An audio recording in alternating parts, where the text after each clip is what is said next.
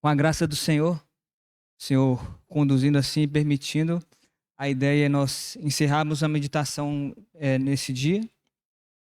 E aí nós temos passado aí por todo esse cântico, né, que se iniciou lá no final do capítulo 52 de Isaías. E antes de nós retornarmos para ele e continuarmos a meditação nessa última estrofe do cântico, também acho que é importante essa consideração, né, que nós já tivemos hoje e vale para esse estudo específico e para os estudos que temos feito em cima dessa primeira carta de Paulo aos Coríntios, porque se a nossa expectativa, né, ao se aproximar de qualquer estudo, ao se aproximar de qualquer texto da Bíblia, ela é uma expectativa primeiramente ou unicamente, e eu já tenho colocado isso para os irmãos, né, nesse intuito de algo intelectual, algo muito humano.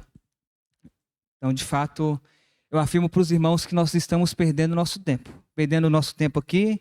Se essa é a minha expectativa, né, quando eu dediquei meu tempo estudando sobre esse texto, sobre esse cântico, minha expectativa era muito no sentido humano, né, de entender ali só o hebraico, os significados.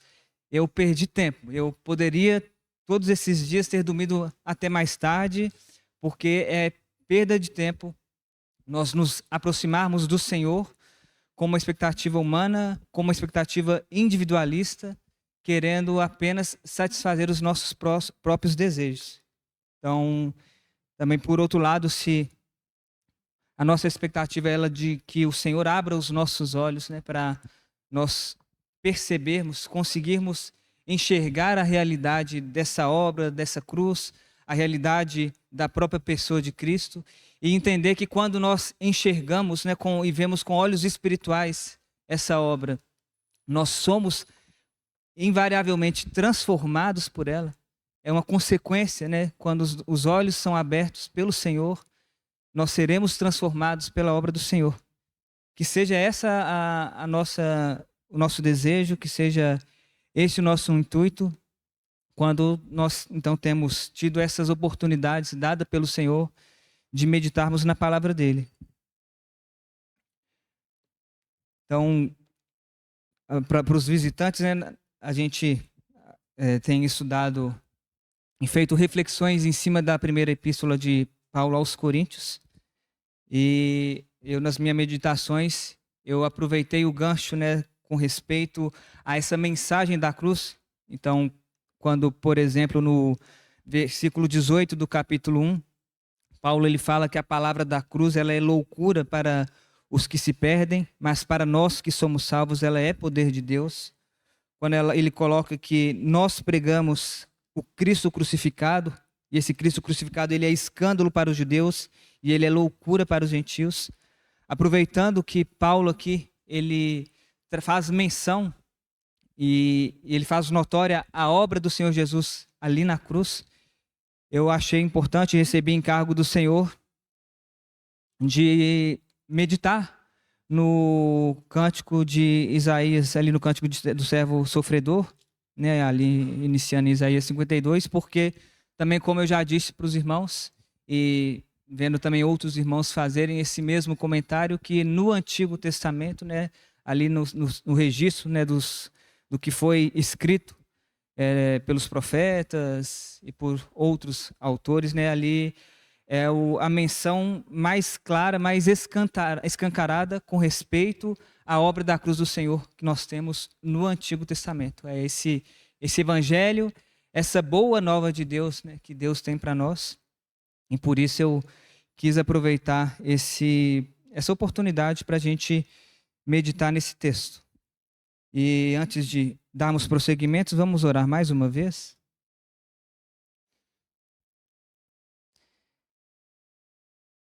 Senhor, quão necessário é nós vermos, Senhor, a nossa indignidade, vermos a nossa incapacidade, Senhor, vermos a nossa transgressão, o nosso pecado, Senhor, o nosso agir louco, rebelde, obstinado, Senhor.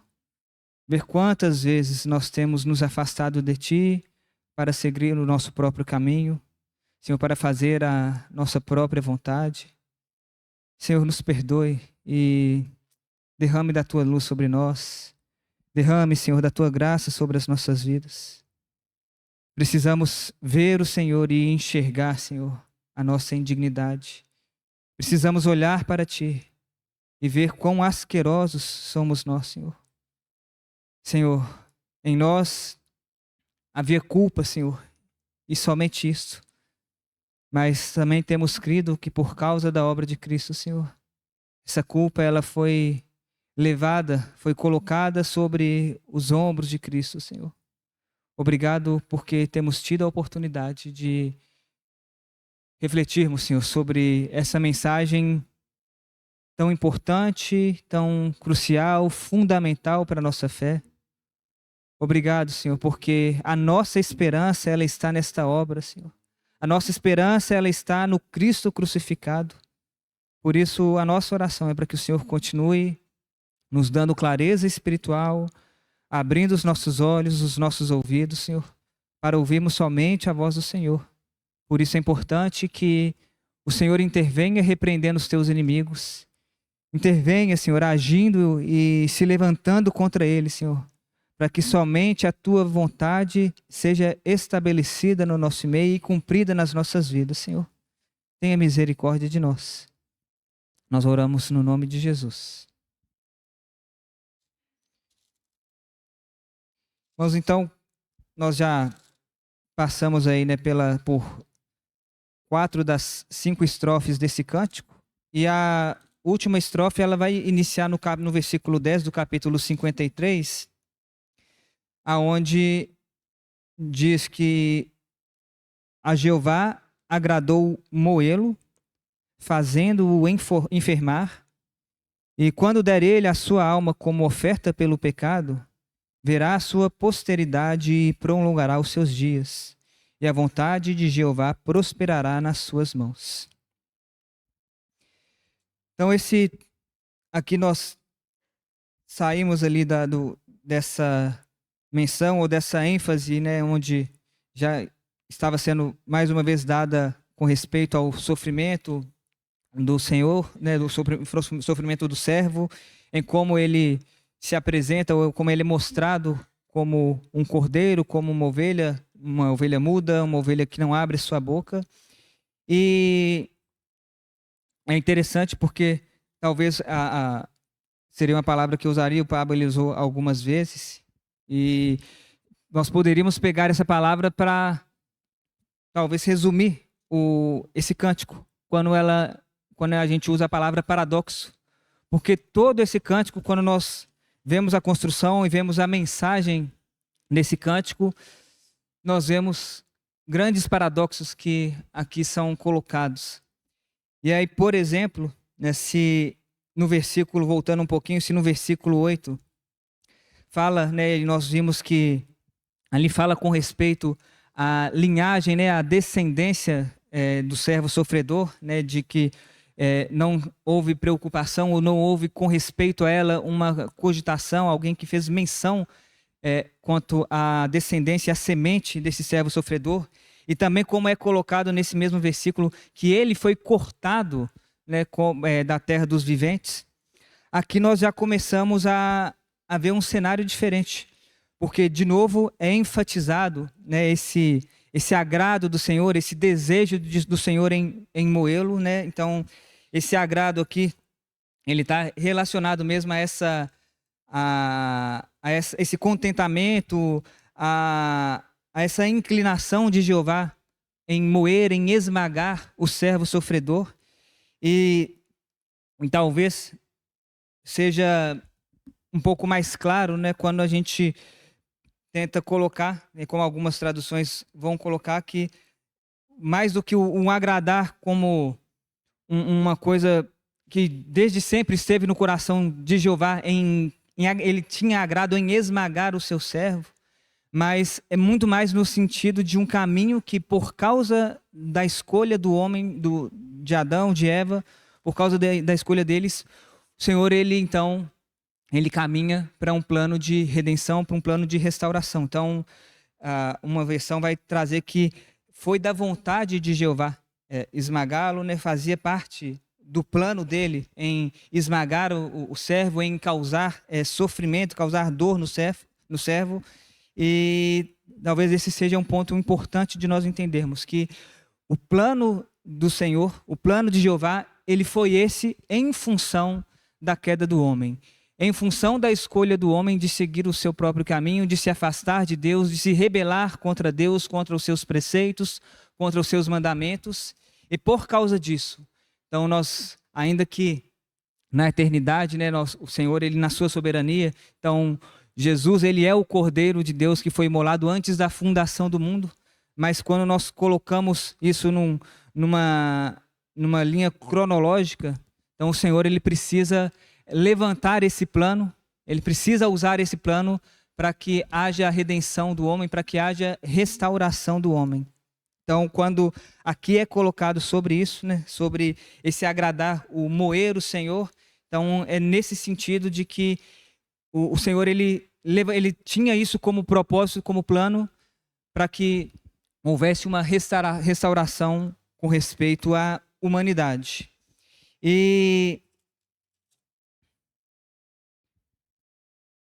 Então aqui vai fazer essa colocação, né, desse servo, ele dando a sua alma como oferta pelo pecado, né, e um pouco diferente do conceito que nós temos, né, e essa divisão que nós fazemos, ela, se não me engano, ela é um conceito vindo mesmo da cultura grega, né, de que o ser humano ele é dividido em espírito, alma e corpo.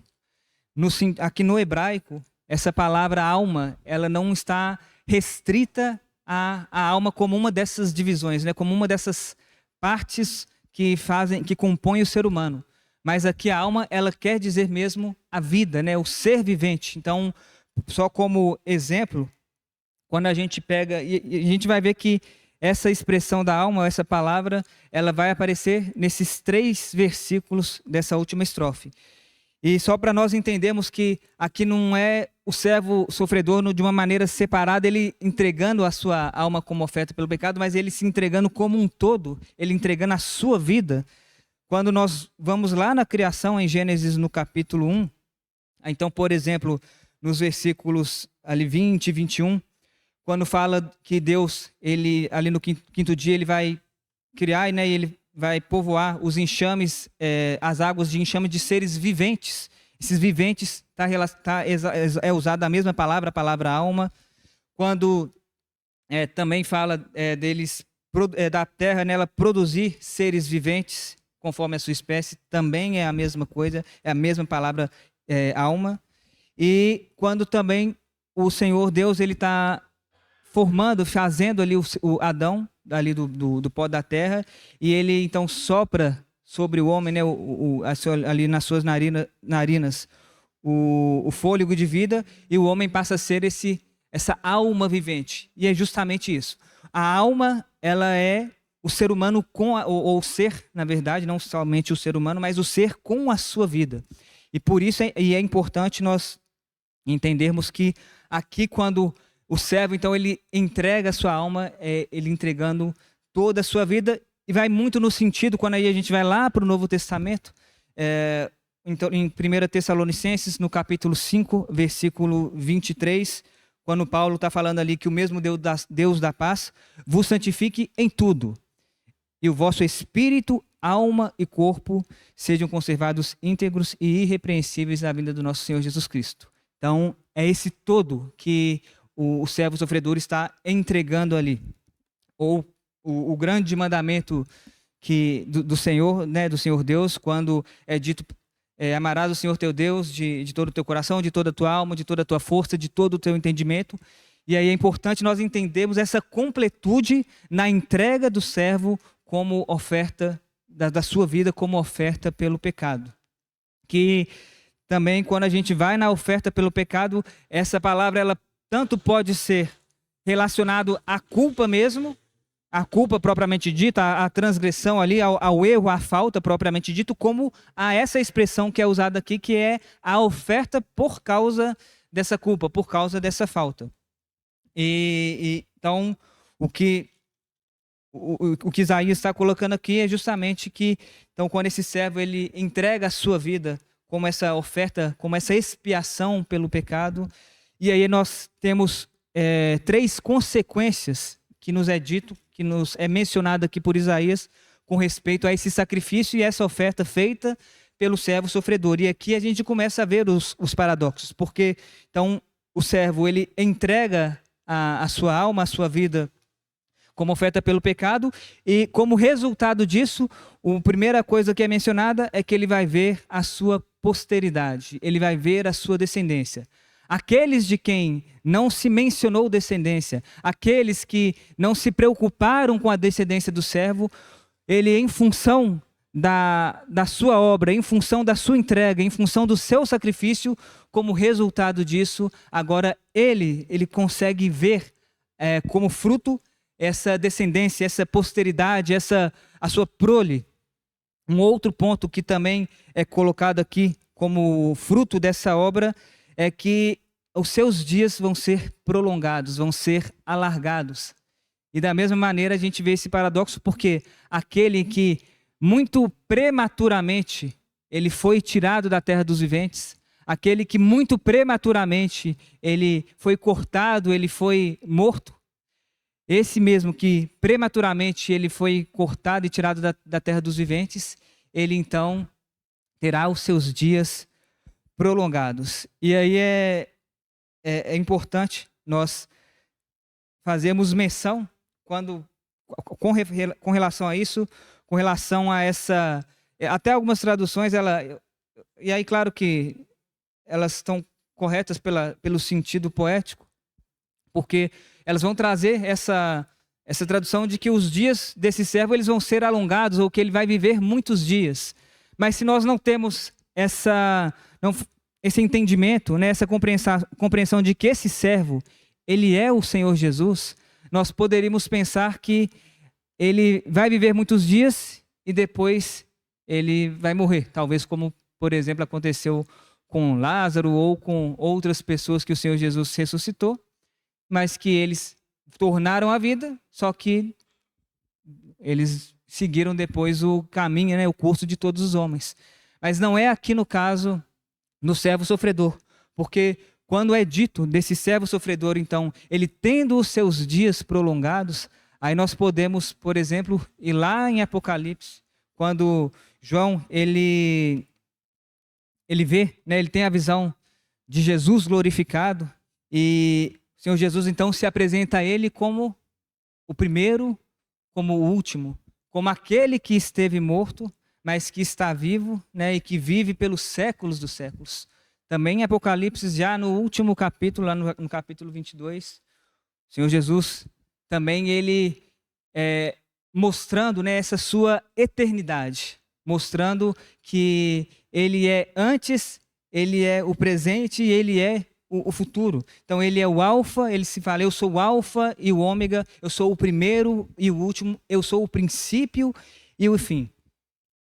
E essa é a importância de nós entendermos que se esse servo, ele em um momento da sua vida, antes ali do seu sacrifício, né, por causa do seu sacrifício, ele foi cortado, ele foi tirado da terra dos viventes, Jeová, ele vê isso, Jeová, ele aceita essa oferta, Jeová, ele aceita esse sacrifício, e como fruto desse sacrifício, né, como também vimos, não porque Jeová, ele se arrependeu, mas manifestando a sua justiça e vendo que este servo, ele é o cordeiro perfeito, é o cordeiro imaculado, é o cordeiro sem defeito, sem mancha.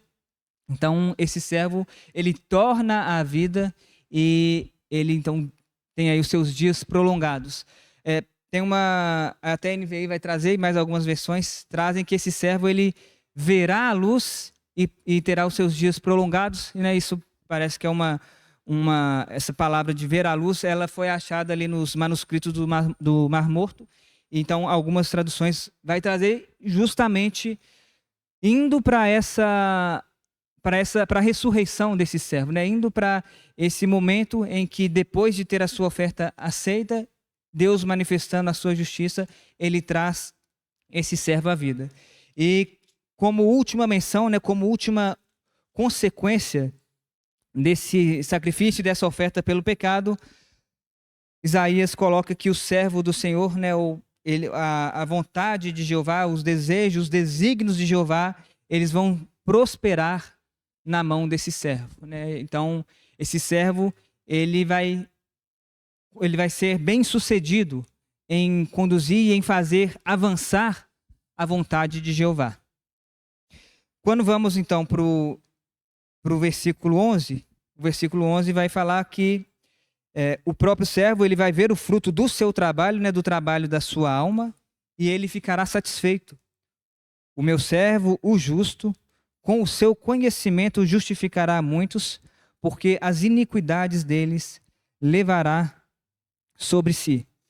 E, bem, nós já passamos aqui com relação à questão da alma, né? Mas também de extrema importância nós entendermos, a revista atualizada vai falar que ele vai ver o fruto do penoso trabalho, e essa expressão aqui no hebraico é justamente isso, é um esforço extenuante, é um trabalho árduo, um trabalho a ponto de causar aflição, né, de causar angústia, dor, tormento.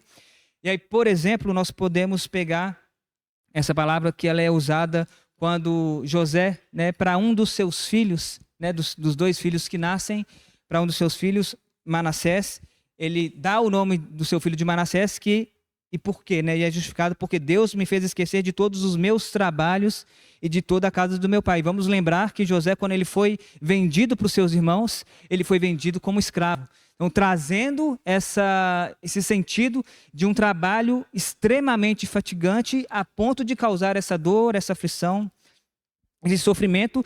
E também o próprio, ali já em Deuteronômio, no capítulo 26, quando ali o Senhor está dando uma orientação, quando o povo entrasse na Terra Santa, né, na Terra de Canaã, na Terra Prometida, então eles teriam, né, cada judeu teria que pegar ali as primícias da terra para oferecer ao Senhor. E nesse trabalho de oferecer essas primícias ao Senhor, eles levavam até o sacerdote, e esses, então, cada judeu, ele deveria dar esse testemunho, né? E ali a partir do versículo 6, em Deuteronômio 26, ele vai lembrar desse período de 430 anos que o povo de Israel, eles ficaram como escravos no Egito. E aí por isso que a menção, né, o testemunho que eles tinham que dar é que os egípcios nos maltrataram e afligiram e nos impuseram dura servidão. Clamamos a Jeová, e Jeová ouviu a nossa voz e atentou para a nossa angústia, para o nosso trabalho e para a nossa opressão. Então, quando faz menção aqui, com respeito a esse penoso trabalho, a esse trabalho que foi feito pelo servo, também é importante nós entendermos que esse trabalho que foi feito pelo servo foi um trabalho que lhe causou muita dor, muita aflição, esse esforço extenuante, esse esforço fatigante. E por causa desse trabalho, né, o próprio servo ele vai entender que era o que bastava, e é por isso que ele vai ficar satisfeito, né? É algo que ele fez, e que o que ele fez foi o que era necessário.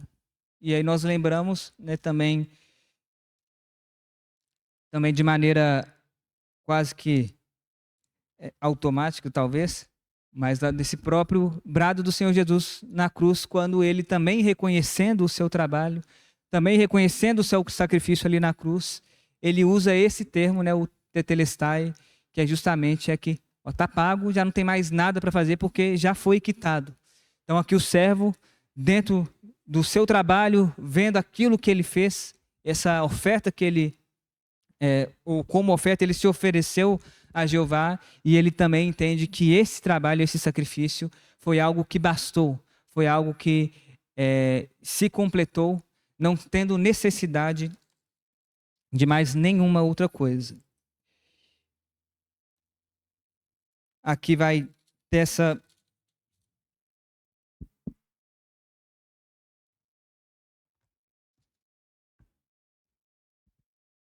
vai continuar aqui falando sobre esse trabalho e que o próprio servo, o justo, né, ele vai, com o seu conhecimento, né, ele vai justificar muitos. E, de novo, acho que é sempre importante nós remetermos, né, expressões e as mensagens que são aqui colocadas, remetermos ao Senhor Jesus, porque a palavra que é usada aqui para o justo, ele pode ir para dois sentidos. Um sentido seria de um juiz julgando alguém. Então, por exemplo, ali no Salmos, no capítulo 7, versículos 11 a 13, fala que Deus ele é justo juiz, Deus que sente indignação todos os dias, e se o homem não se converter, afiará Deus a sua espada, já armou o arco e tem-no pronto. Para ele preparou já instrumentos de morte, preparou suas setas inflamadas.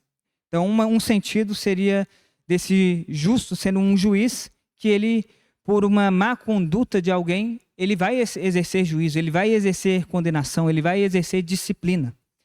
Mas também há um outro sentido, que é o sentido que é utilizado aqui para o servo sofredor, que é de alguém que se porta adequadamente, alguém que procede de uma maneira correta.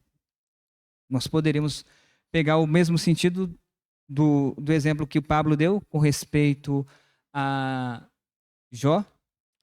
Podemos pegar com respeito a Noé, quando Deus vai anunciar o dilúvio, e também o próprio Deus, ele faz menção de Noé como sendo esse homem justo e íntegro entre os seus contemporâneos. Mas nós também temos, agora com respeito à própria pessoa do Senhor Jesus, nós temos também essa menção. Nós temos Pedro, ali em Atos, logo após curar o coxo ali à porta do templo, e ele falando aos judeus, falando às multidões sobre Jesus, e ele fala que então eles, né, os judeus, eles negaram o santo e o justo, usando essa palavra de justo como um título para o Senhor Jesus. E esse título também é utilizado por João na sua primeira carta, no capítulo 2, versículo 1, e ali João ele vai usar dois títulos para o Senhor Jesus. Ele é o advogado e ele é o justo.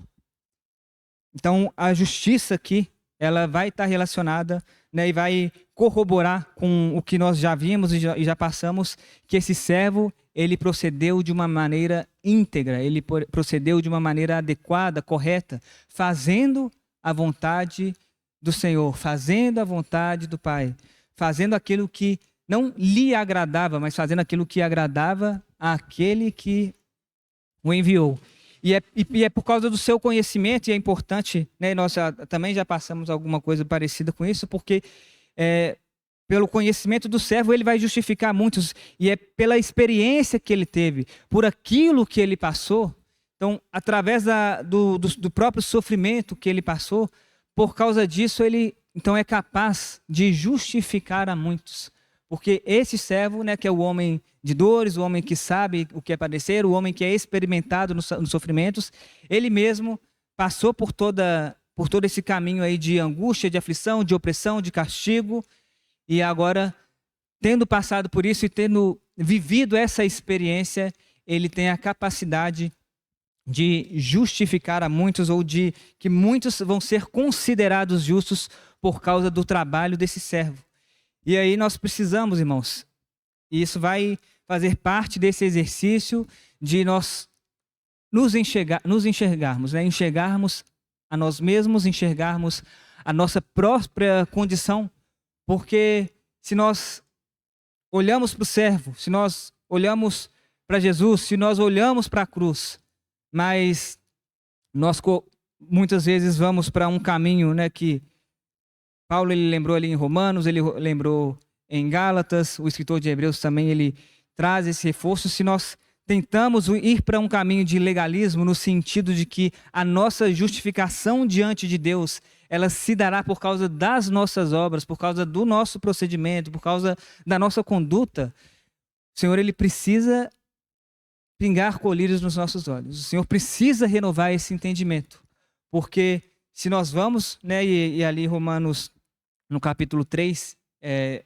muito enfatizado essa justificação que se dá em Jesus Cristo, pela fé em Jesus Cristo, mas o versículo 10, Paulo, ele fazendo menção, né, ali de registros no Antigo Testamento, ele vai falar: não há nenhum justo sequer. Se nós não temos a capacidade disso, se nós, quando olhamos o servo, nós não conseguimos entender que ele é o justo e que nós somos injustos, que nele há justiça e que nós há injustiça, nós não conseguiremos, ou nós não seremos transformados, irmãos. Nós seremos transformados a partir do momento em que vemos tanto aquilo que é atribuído ao servo, mas também aquilo que é atribuído a nós. E aí é por isso que Paulo, ele vai continuar ali em Romanos 3, a partir do versículo já 19, ele coloca que todo mundo, né, se torna culpado, por causa da lei, todo mundo se torna culpado perante Deus. E ele vai falar de Deus, então, manifestando a sua justiça, né, porque todos pecaram e todos, então, carecem, todos estão necessitados da glória de Deus. E é por isso que somente na obra de Cristo, somente na obra, na oferta de expiação do servo, é que há justificação. Nós não seremos, né, e não há possibilidade de ninguém ser considerado justo, ninguém ser justificado diante de Deus, senão através da obra executada pelo servo. Gálatas também 2,16, ele vai fazer essa menção de que o homem, ele não é justificado pela lei, ele é justificado pela fé em Jesus Cristo. E dentro dessa justificação que se estende a muitos, né, existe uma expressão parecida quando o Senhor Jesus, com os seus discípulos, lá em Mateus, no capítulo 26, ele está então ali participando, né, ele está comendo com os seus discípulos, e ao dar o cálice para os seus discípulos e falar para eles beberem, né, então esse é o cálice da nova aliança, é o meu sangue, o sangue da nova aliança derramado em favor de muitos para a remissão de pecados. Porque esse é o desejo do Senhor. Na verdade, usando a expressão que Paulo usa para Timóteo, se não me engano, o desejo de Deus é que todos os homens sejam salvos, né? É alcançar a todos, mas nós sabemos que isso não vai acontecer. E aí por isso também podemos dizer que o desejo do Senhor é então alcançar a muitos com essa obra de salvação, com essa obra de expiação. E aí nós temos, na continuação aí do texto, aquilo que nós já, essa expressão que nós já lemos, né, em Isaías 53, no versículo 5, versículo 6, do servo, então, ele levando sobre si a iniquidade dos transgressores, a iniquidade daqueles que se rebelaram contra ele. E aí nós finalmente entramos no versículo 12, onde vai se estendendo, né, sobre a questão desse triunfo do servo sofredor com respeito à sua obra, né, o que nós cantamos hoje, onde Cristo no Calvário, né, uma batalha se travou, né, uma luta se travou, e Cristo nessa luta, nessa batalha, ele saiu vitorioso da mesma maneira a que o servo, ele passando por todo esse trabalho, fazendo todo esse esforço extenuante, ele também sai triunfante, né? E a autoridade não é constituída por ele mesmo, né? Mas a autoridade lhe é constituída pelo próprio Senhor. E então, aqui diz que por isso eu lhe darei, né, o Jeová falando com respeito ao seu servo, eu lhe darei muitos como a sua parte, e com os poderosos repartirá ele o despojo, porquanto derramou a sua alma na morte. Foi contado com os transgressores, contudo levou sobre si o pecado de muitos, e pelos transgressores intercedeu. Uma possível tradução aí com respeito a esse início do capítulo 12, onde fala que eu lhe darei muitos como a sua parte, como que Jeová, então, ele entregando ao seu servo muitos, né, como parte ali da sua herança. mas também existe uma possibilidade de que eu lhe darei a sua porção com os grandes, porque essa palavra muitos, ela também pode indicar alguma coisa relacionada aos grandes, aos poderosos, aos fortes. E aqui o que o Senhor está trazendo é que o próprio Senhor, né, o próprio Jeová Deus, por causa da obra do servo, reconhecendo a obra do servo, ele vai distribuir, ele vai repartir, ele vai entregar ao servo parte desse despojo. E é interessante porque toda a expressão que é utilizada aqui com respeito a essa parte, né, essa herança, ou com respeito a esse despojo, é num sentido, numa menção bélica, numa menção militar, aonde se nós vamos lá, por exemplo, na situação quando o Abraão ele se levanta, né, para livrar o seu sobrinho Ló, ali daqueles 6 que haviam aprisionado ele. Então, ali também fala do despojo, ali também é usada essa expressão do despojo, né, e mais propriamente dito, quem vai fazer essa menção é o escritor de Hebreus, quando ele fala da menção de Abraão se encontrando com Melquisedeque, e Abraão, então, dando de tudo, vai ser usado em Gênesis, mas o escritor de Hebreus fala que Abraão, dando do despojo, ele dá, então, para Melquisedeque o dízimo. Então, essa é a menção, a expressão, né, a cena que é utilizada aqui, e a gente precisa entender que sim, essa foi essa obra, esse sacrifício, nisso está envolvido uma batalha espiritual, né? Toda a obra do Senhor, ela foi envolvida como uma batalha espiritual, e em função disso é usada essas menções, né, ou essas expressões bélicas, porque se o servo, ele de fato triunfou sobre os seus inimigos. Então, por isso, o Senhor Deus, Jeová, ele dá a parte ao servo com os grandes, e ele reparte ali então com os poderosos, né, o despojo.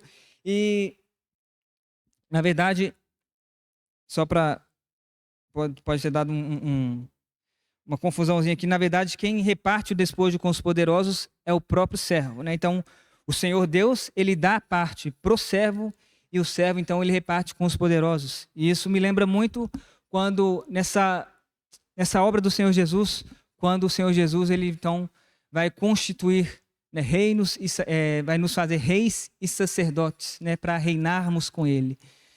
Veja que a obra do servo, a obra do Senhor Jesus, não é uma obra centrada nele mesmo, né? Mas o servo, ele, a partir do momento que ele recebe essa autoridade, né, e recebe essa parte do Senhor, ele reparte com outros, e ele dá capacidade a outros para que também, no caso, nesse contexto ali de Apocalipse, né, para que também reinem com ele. Então, pela graça de Deus, pela capacitação de Deus, nós seremos constituídos, né, reis e sacerdotes para reinarmos juntamente com Cristo.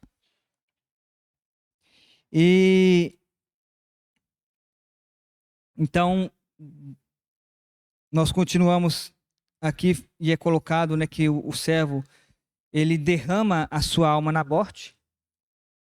E esse derramar, ele é no sentido de esvaziar.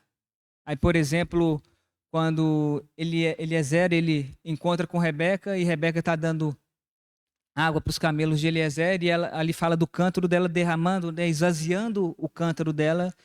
E é nessa mesma expressão que é usada para o servo, quando ele também, nessa força, né, de alguém que se esvaziou completamente, como nós vemos em Filipenses 2, nessa força de alguém que entregou tudo o que tinha, né, entregou tudo o que tinha à morte, né, na morte.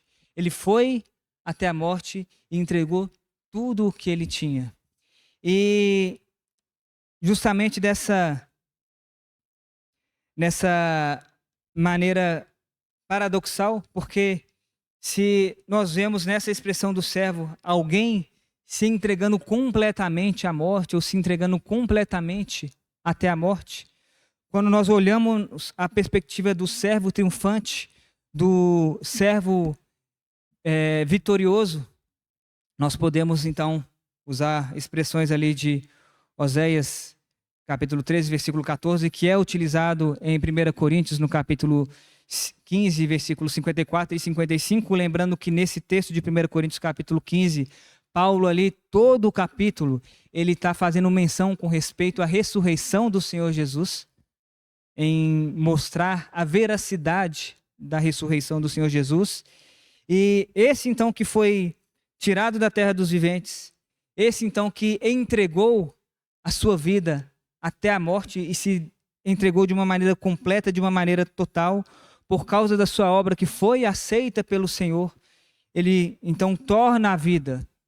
E ao tornar a vida, é a afirmação que Paulo vai usar no finalzinho do versículo 54 de 1 Coríntios 15, quando ele fala que a tragada foi a morte pela vitória. E aí ele usa essas perguntas que estão lá em Oséias, no capítulo 13, versículo 14. Onde está, ó morte, a tua vitória? Onde está, ó morte, o teu aguilhão? Porque, irmãos, o trabalho, a obra do servo sofredor, a obra do Senhor Jesus foi aceita pelo Pai. Uma vez aceita, uma vez que o servo e o Senhor Jesus, que foi então ali colocado no túmulo, né, um lugar de completa escuridão, de completa trevas, ele mesmo é chamado à luz, ele então volta à vida e vê a luz. Então esse que é chamado à vida novamente, esse que é ressuscitado por Deus, ele então tem, nesse ato de ressurreição, ele tem a sua vitória contra a morte. Ele tem a sua vitória, não só contra a morte, mas também contra o diabo, contra aquele que detém o poder da morte. Por causa da sua obra, por causa dela ter sido uma obra aceita pelo Pai, aceita pelo Senhor.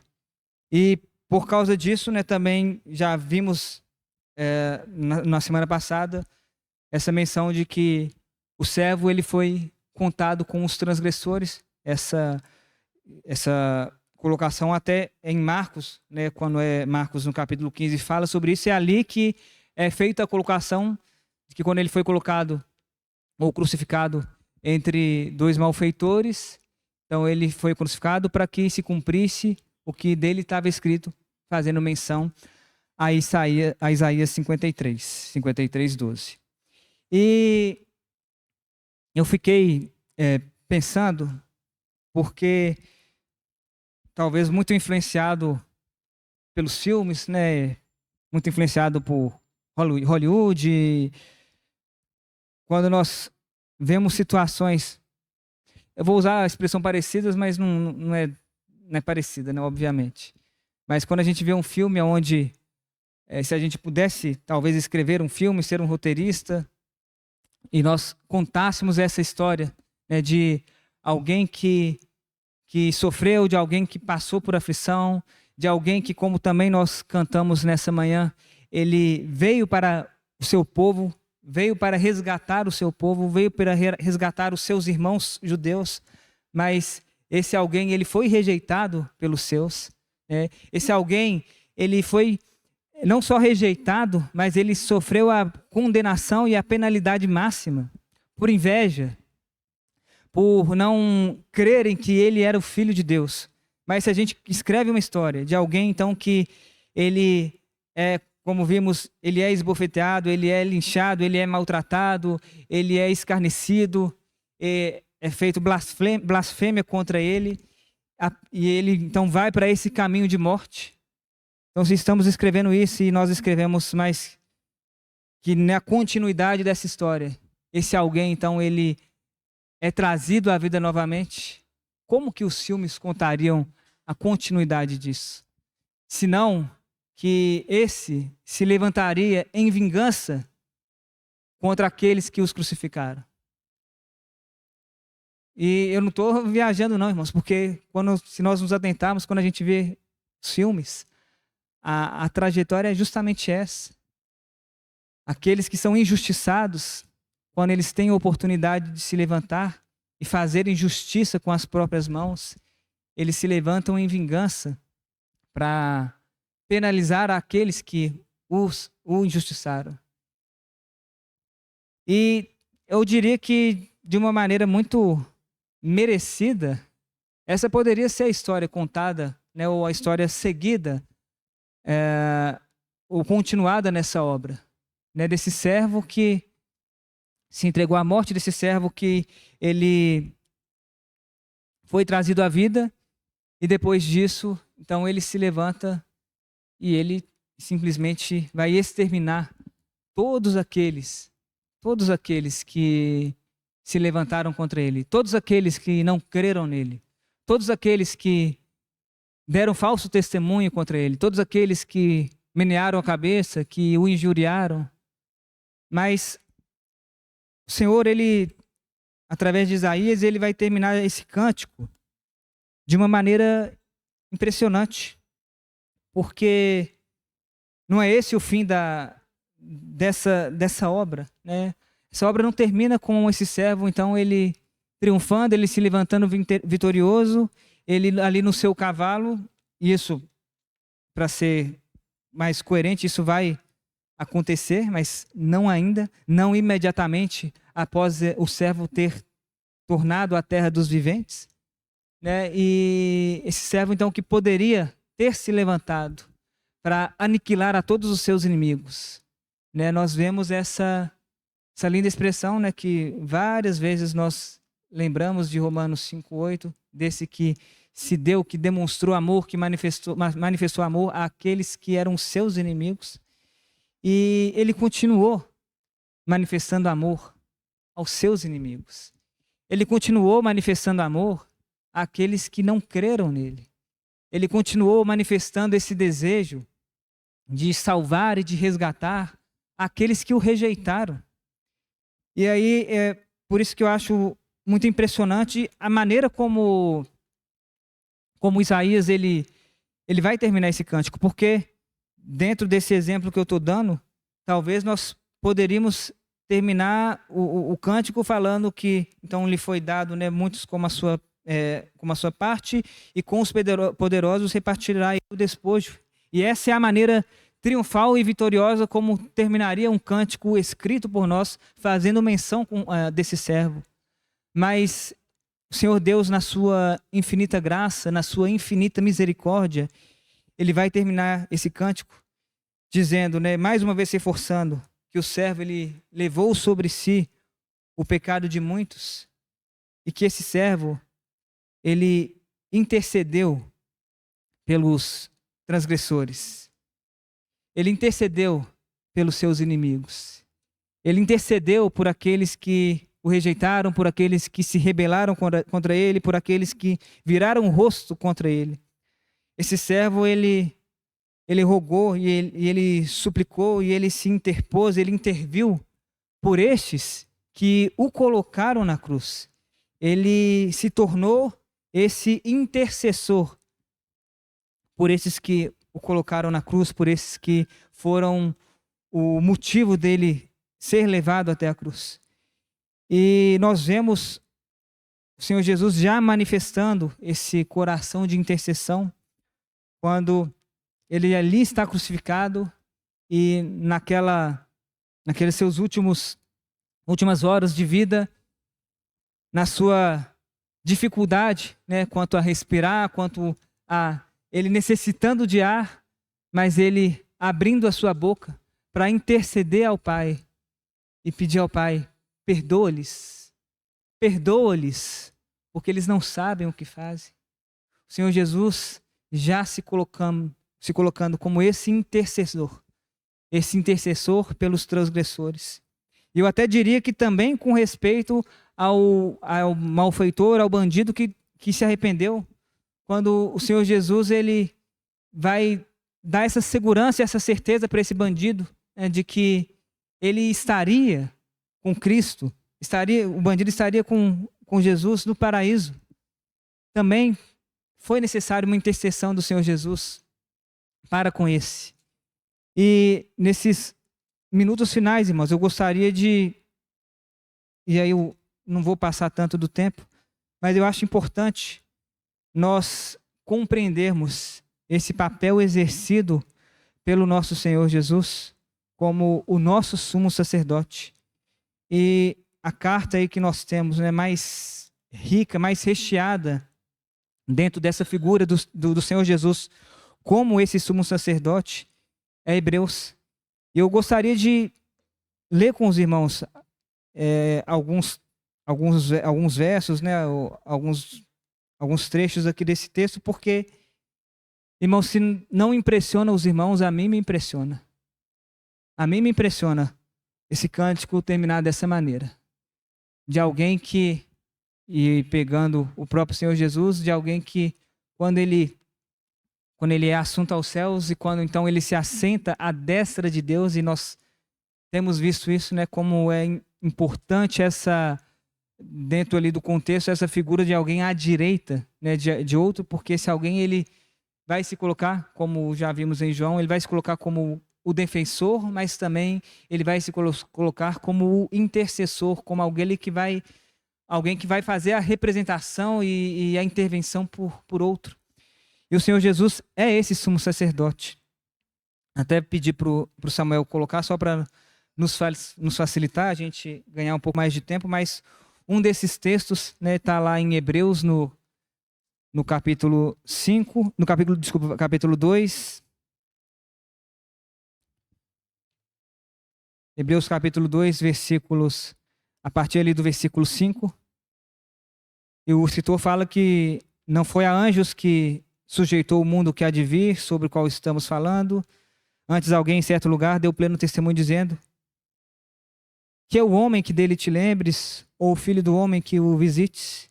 Essa expressão ela é usada de um salmo, e mais impressionante porque o salmista está olhando ali para o céu e para a grandeza do céu, e aí ele faz essa pergunta. Ele olha para a grandeza do céu e ele faz essa pergunta: que é o homem para que dele te lembres?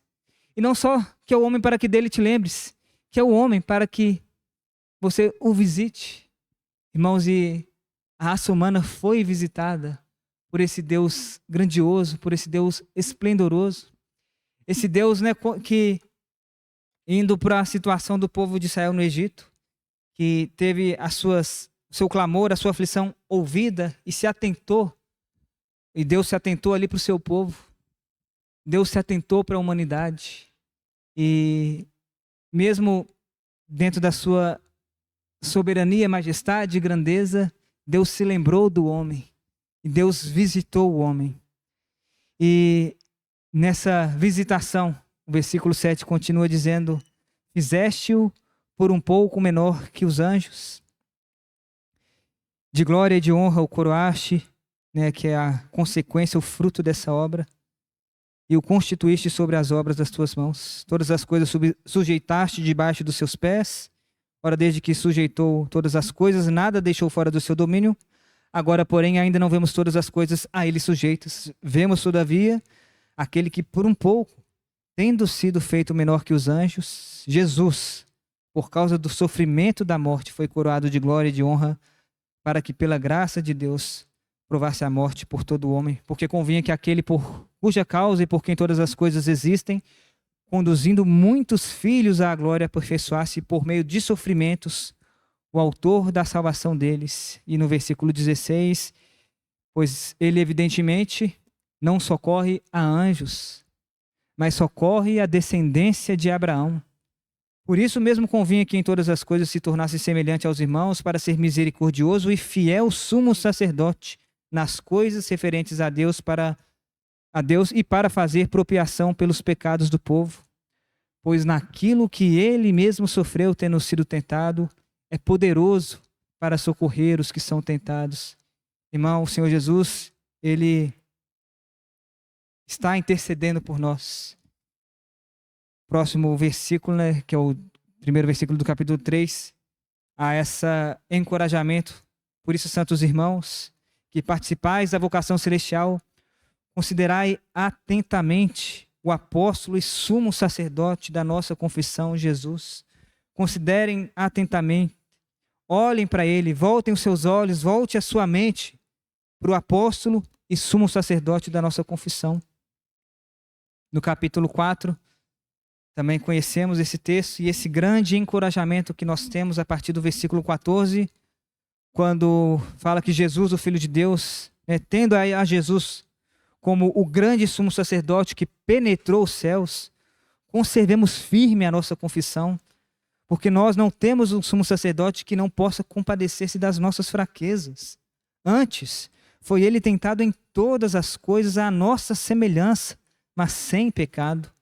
E é por isso que nós precisamos nos achegar confiadamente junto ao trono da graça, a fim de recebermos misericórdia e acharmos graça para socorro em ocasião oportuna. E aí na continuação, porque todo sumo sacerdote, sendo tomado dentre os homens, é constituído nas coisas concernentes a Deus, a favor dos homens, para oferecer tanto dons como sacrifícios pelos pecados, e é capaz de condoer-se dos ignorantes e dos que erram, pois também ele mesmo, que não é o caso do nosso Senhor Jesus, mas é o caso de todos os sumos sacerdotes terrenos, que passaram por essa terra.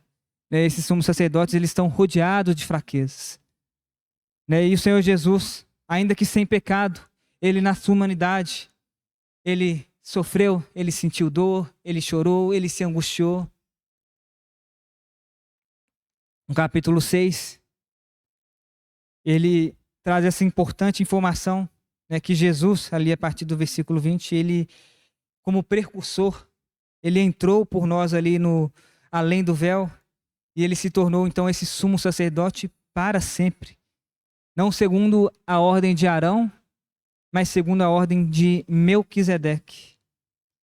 E no capítulo 7, no versículo 25, fala que por isso, esse sumo sacerdote Jesus, por isso esse que permanece para sempre, por isso esse que é o primeiro e o último, o princípio e o fim, o alfa e o ômega, ele também pode salvar totalmente os que se chegam a Deus, que chegam por ele a Deus, vivendo sempre para interceder por nós. É o que Paulo também, ali em Romanos 8:34, vai falar, que Deus está, Cristo Jesus que ressuscitou, ele está à direita de Deus e ele intercede por nós. No capítulo 8 de Hebreus, fala que esse Jesus, esse sumo sacerdote, ele se assentou à destra do trono da majestade nos céus. E no versículo 6, volta falando que ele é o mediador de superior aliança. E aí nós temos o capítulo 9, que talvez o capítulo onde o escritor de Hebreus ele vai se dedicar mais em falar do sumo sacerdócio do nosso Senhor Jesus. E ele fala ali já a partir do versículo 2, com respeito ao primeiro tabernáculo, ou tabernáculo anterior, fala com respeito ao Santo dos Santos. E aí ele no versículo 6 fala que então todas essas coisas sendo assim preparadas, então continuamente no primeiro tabernáculo, que é o lugar, que é o santo lugar, somente os sacerdotes, eles vão entrar ali para fazer os serviços sagrados, mas no Santo dos Santos, na intimidade, na presença ali com Deus, aonde estava a Arca da Aliança, aonde estava o Shekinah, a glória de Deus. Então, nesse lugar santíssimo, nesse lugar de intimidade, no mais íntimo e profundo do coração do Pai. Então, nesse segundo, só o sumo sacerdote ele podia entrar, ele sozinho, uma vez por ano. E ele tinha que entrar com sangue para oferecer por si e pelos pecados de ignorância do povo.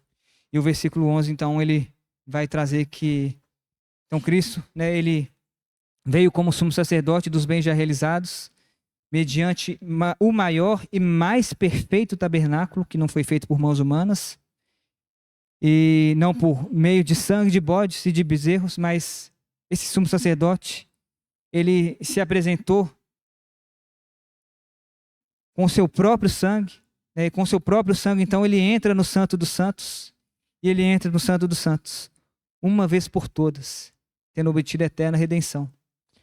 Então, se o sangue de bodes e de touros e a cinza de uma novilha, aspergidos sobre os contaminados, os santificam, quanto à purificação da carne, irmãos, muito mais o sangue de Cristo, que pelo Espírito eterno a si mesmo se ofereceu sem mácula a Deus.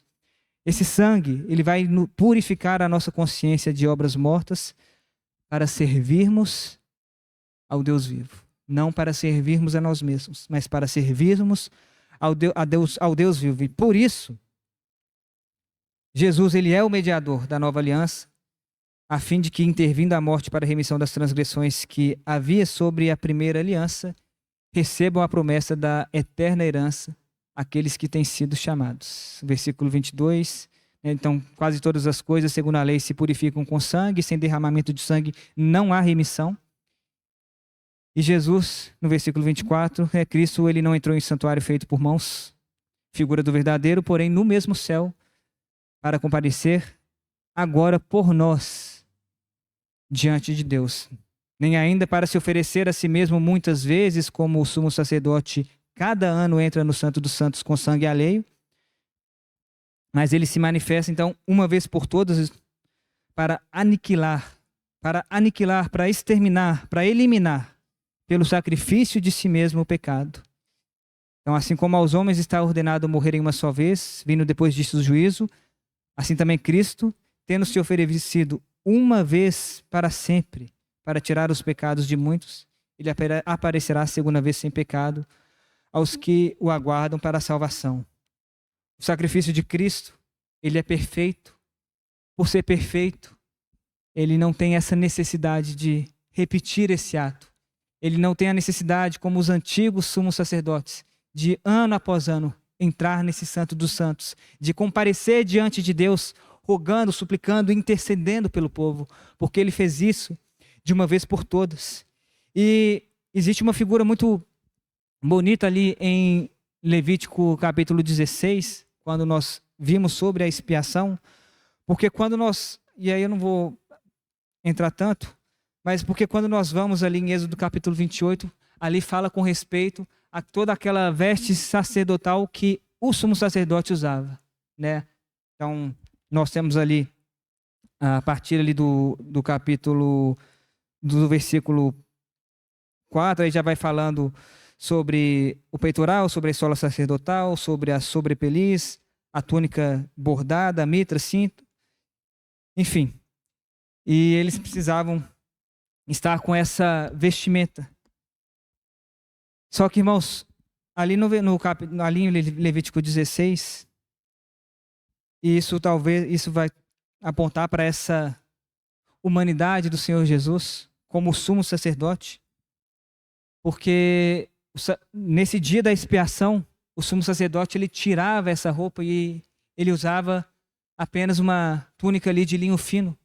Ele tirava essa roupa que era exclusiva para ele, essa roupa que mostrava a majestade de Deus, né? Que apontava para a majestade de Deus e de Cristo. Então ele se despia dessa roupa e ficava apenas ali com essa túnica, com essa veste de linho fino. E foi isso que o Senhor Jesus fez, quando ele se faz semelhante ao homem. Quando ele, então, despido dessa majestade, despido dessa glória, ele comparece diante de Deus. E ele é esse precursor, ele é esse que entra primeiro. E nessa primeira entrada, né, ele então se oferece como o sacrifício em favor de nós. E agora como o sumo sacerdote, e agora sim, vestido dessa glória e dessa majestade, o Senhor Jesus continua exercendo essa sua função e esse seu papel de sumo sacerdote. Esse servo sofredor que exerce essa intercessão por nós. E aí eu gostaria de terminar, né, somente com esse encorajamento de Hebreus 12, quando o escritor ele nos encoraja a olharmos firmemente, ali no versículo 2, para o autor e consumador da nossa fé, Jesus. E esse Jesus, ele, em troca da alegria que lhe estava proposta, ele suportou a cruz, não fazendo caso da ignomínia, e ele está assentado à destra do trono de Deus. É por isso que nós precisamos considerar atentamente aquele que suportou tamanha oposição dos pecadores contra si mesmo, para nós não nos fatigarmos desmaiando em nossa alma. Irmãos, eu peço perdão pela redundância, mas volto a falar. Para mim é impressionante esse cântico terminar nos lembrando que o servo sofredor, ele está intercedendo pelos transgressores que somos nós. Porque também lembrando Paulo, se nós transgredirmos, né, somente um ponto da lei, nós transgredimos toda a lei. E é por isso que nós não podemos nos dizer justos. E é por isso que nós dependemos desse servo e da sua obra para sermos considerados justos. Porque como nós vamos cantar agora, né, que é o texto que está ali em Hebreus 7, versículos 26 a 28, Jesus, que é esse sumo sacerdote, ele é esse sumo sacerdote santo, inculpável, sem mácula, um sumo sacerdote separado dos pecadores, que não se contaminou com os pecadores, e um sumo sacerdote que foi feito mais alto do que os céus. Agradeçamos ao Pai, porque o Pai, ele manifestou o amor dele, entregando o seu Filho unigênito, enviando o seu Filho unigênito para morrer em nosso lugar, para ser o cordeiro em que deveria ser imolado e que foi castigado por causa de nós, por causa dos nossos pecados, por causa das nossas iniquidades, por causa das nossas transgressões. Mas essa obra foi uma obra completa. E por ter sido oferecida por esse sumo sacerdote, por esse cordeiro imaculado, então hoje nós temos um grande sumo sacerdote. Irmãos, como vimos, ele está à destra de Deus. Cristo Jesus está à destra de Deus. Isso é uma realidade, irmãos. Nós temos alguém que intercede por nós. Nós podemos e devemos nos achegar confiadamente junto ao trono da graça, sabendo que o Cristo, ele deseja nos dar e fazer com que desfrutemos dessa graça. Então, que o Senhor nos abençoe, que continuemos, irmãos, sempre, todos os dias meditando nessa obra, porque não é uma obra para meditarmos somente aos domingos, somente quando estamos juntos, somente quando participamos do momento da ceia. Essa obra, ela precisa ser presente cotidianamente nas nossas vidas. Todos os dias, todos os momentos, nós precisamos lembrar que a nossa transgressão, ela foi colocada sobre Cristo, que nos substituiu na cruz, mas que pela justiça de Deus também ele ressuscitou para hoje permanecer à destra de Deus intercedendo por nós. O Senhor nos abençoe.